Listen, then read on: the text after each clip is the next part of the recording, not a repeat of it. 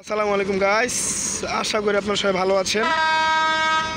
তো অলরেডি যে ট্রেনের হরেনটা পাচ্ছেন সেটি কিন্তু রূপসা আসতেছে এবং আমার সামনে খাড়া রয়েছে 6556 WDM 3D 732 ডাউন তিতুমি নিয়ে, এবং অপরদিকে 727 রূপের রানী রূপসা এক্সপ্রেস আসতেছে আমাদের মাঝখানে। আমেরিকান জায়ান্ট লোকোমোটিভ লং হুডে নিয়ে আসতেছে। রূপসা যেভাবে আসলো সম্পূর্ণ ধুলোবালি দিয়ে আসলো, পিছনে থাকাটাই বেটার, তাহলে ভালো করে ভিডিওটা আপনাদেরকে দেখাতে পারবো আমি। 6607 লোকোমোটিভ নিয়ে আসছে, দেখতেছেন আমরা।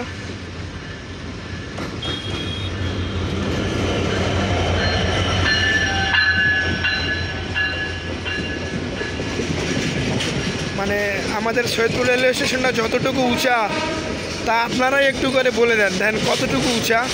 একটা ট্রেনের ছাদে যাওয়া কোনো বড় কথা না এখান দিয়ে। আরে মনে তো হচ্ছে রূপসা নাকি নীলসাগর, সেটি তো খেয়াল করি নাই। দেখা যাক কি হয়, এখনও পর্যন্ত ব্যানার একটা পাইনি। নীলসাগর মানে রূপসা এখনও পর্যন্ত আসে নাই।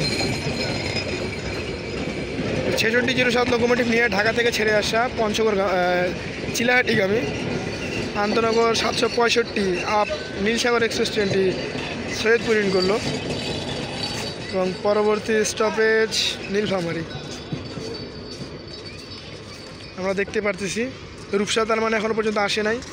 এবং আমার সামনে রয়েছে WDM 3D তেলখোর 6556 তিতুমির যাবে, রাজশাহী ঢুকবে, এবং গতকালকে দেখা হবে আবারও। এবং আজকে রবিবার, আজকে কিন্তু বন্ধ রয়েছে শুধুমাত্র বরেন্দ্র।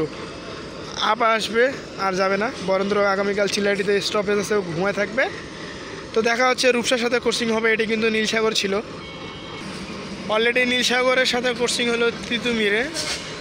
দেখা যাক রূপসার সাথেও মার খাইতে পারে কিনা, সন্দেহ হচ্ছে।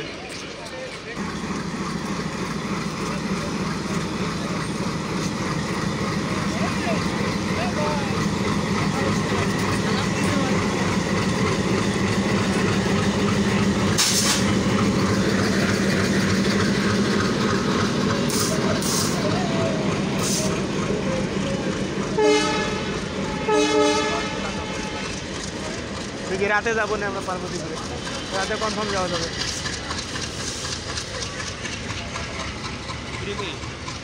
সমস্যা নেই, আমার কাছে রেল পাস আছে না, আমার কাছে রেল পাস আছে, আমার কাছে রেল পাস বলবো না আপনাকে পরে। না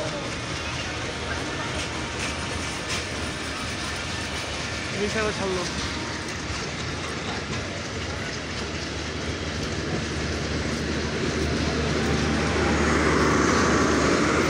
এরা যে হাঁটু বের করছে না, ওরা যে হাঁটু বের করছে, ওরা যদি এখানে করতো ওদের পা কিন্তু থাকতো না। এরকম করে পায়ে বসে থাকলেও সমস্যা, নীলসাগর তো মারে ফেলবে।